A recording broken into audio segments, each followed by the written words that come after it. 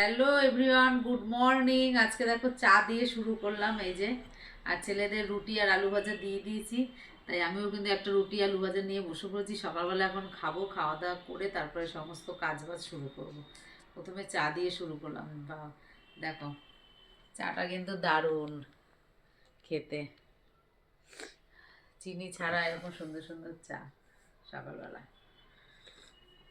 তাহলে চলো সকালে খাওয়া দাওয়া করে নিই। ছেলেদেরও কিন্তু এই টিফিনই দিয়েছি।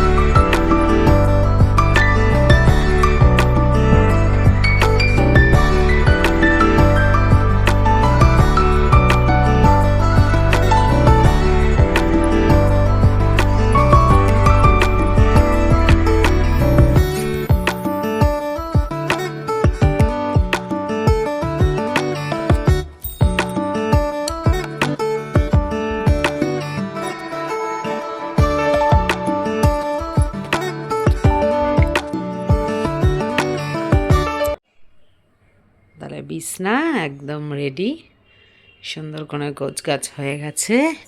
তাহলে টোটালটা তোমাদেরকে দেখিয়ে দিলাম।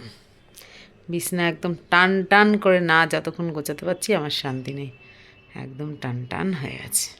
তাহলে চলো আবার অন্য কাজ করি। আর এই দেখো আমার ড্রেসিং টেবিল, এটাকেও একটু মুছে টুছে নিয়েছি পরিষ্কার করে। আর এখানে এই দরজাটা একটু খোলা দেখা যাচ্ছে, কেন বলো তো? এর মধ্যে জিনিস এত রেখেছি যে দরজা আটকাচ্ছে না, এটাকেও আবার একদিন ধরতে হবে গোছানোর। আমি কি বলো তো, সময় নিয়ে এক একদিন এক একটা রকম কাজ করি। ধরো আজকে এই ঘরটা গোছালাম, কালকে ওই ঘরটা গোছালাম, সমস্তটা একসাথে পারি না, কেননা তাড়াহুড়ো করে কাজ করতে হয়। তার মধ্যে পরিষ্কার পরিচ্ছন্নতা করাটা আমার একটা মানে কি বলবো, পরিষ্কার না থাকলে আমার ভালো লাগে না, এটা একটা ব্যাপার আছে। তার জন্য এক একদিন এক একটা করে করি। যেমন ওটা এখনও বাকি আছে। আর দোকানে যেহেতু যেতে হয়, ওই জন্য একটু তাড়াহুড়ো করে করে বেরিয়ে যাই, তার মধ্যে যতটুকু হয়।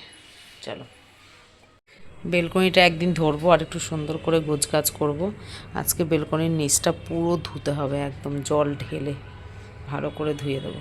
ওয়াশিং মেশিনের ওপরটাও মুছতে হবে, দেখো কতটা ধুলো পড়ে গেছে, এখান দিয়ে বোঝা যাচ্ছে। তাহলে চলো, চলে এসেছি। আর এই দেখো পালং শাক বসিয়ে দিয়েছি। পালং শাক কিন্তু আমি বসানোর সময় শুধু কড়াইতেই কিন্তু পালং শাক আলু যা যা সবজি দেওয়া দিয়ে হলুদ নুন দিয়ে এমনি বসিয়ে দিই।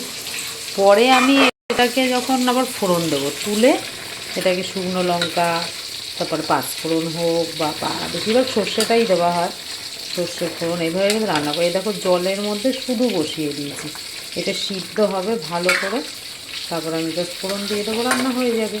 কিন্তু কোনো ফোড়ন দিয়ে কিন্তু আমি বসাইনি। আর একটা আইটেম যেটা শীতকালের হচ্ছে খুবই ভালো লাগে, সেটা হচ্ছে বেগুন ভাজা। কে কে ভালো খায় জানি না, কিন্তু শীতকালে বেগুন ভাজা আমার ফেভারিট। বেগুন ভাজা দিয়েই ভাত খাওয়া হয়ে যায় কিন্তু।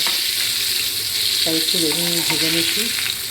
আর আজকে তো বুধবার, নিরামিষ আইটেম, তাই জন্য আমাদের বাড়িতে এমনি অনেক রকমের রান্না করলে না খেতেই যায়, খাওয়া হয় না। এক দু পটি মানে ঠিক আছে আমাদের পক্ষে, কিন্তু ওই বুধবার হলে একটু নিরামিষ, একটু ভাজা ভুজি এইসব হয়ে যায়। আর একটা জিনিস রান্না হচ্ছে, হবে সেটা দেখাচ্ছি। এখানে বেসিনের মধ্যে ঝুড়িতে ভিজিয়ে রেখেছি, এটা হচ্ছে ব্রোকলি। জানি না কে ভালোবাসে এই ব্রোকলি, আমার এত ভালো লাগে। হালকা করে একটু তেল দিয়ে ভাজবো, হালকা একদম কালো জিরা ফোড়ন দিয়ে, আমার খুবই ভালো লাগে, খুবই। তাহলে দেখো ফাইনালি কি রান্না করলাম, ভাত, আর এটা হচ্ছে ব্রোকলি ভাজা, তারপরে এটা কিন্তু শাক ভাজা। আর যখন দেখাচ্ছি আমাদের কিন্তু খাওয়া দাওয়া হয়ে গেছিলো। আর এই যে বেগুন ভাজা, দেখো সেই বেগুন ভাজাগুলো কিন্তু খেয়ে নিয়েছিলাম, মানে লাস্টের দিকে ভাবছি দেখিয়ে। আর এটা লাস্টে যেটা করেছিলাম সোয়াবিন দিয়ে আলু, মানে ফুলকপি, তার সাথে পনির সব মিলিয়ে কিন্তু একটা তরকারি করেছিলাম। একদম বামনঘাটা পুরো ভেতরে ভেতরে বাইক নিয়ে ঘুরে এসছে ওই রাস্তা দিয়ে। না না, ওই রাস্তা থেকে গিয়ে সোজা সামনে একটা ব্রিজ পড়ে। হ্যাঁ সোজা দুপুরবেলা খাওয়া দাওয়া করে একটু বেরিয়েছিলাম বরের দোকানের জন্য। একটা গিটার কম পড়েছিল বলে তার বন্ধুর কাছ থেকে একটা গিটার নিতে আমাদের নিজেদের জন্য। তাই ভাবছি চলো দোকানে একটু যাই, ঘুরেও আসি, আর গিটারটা আমি ধরে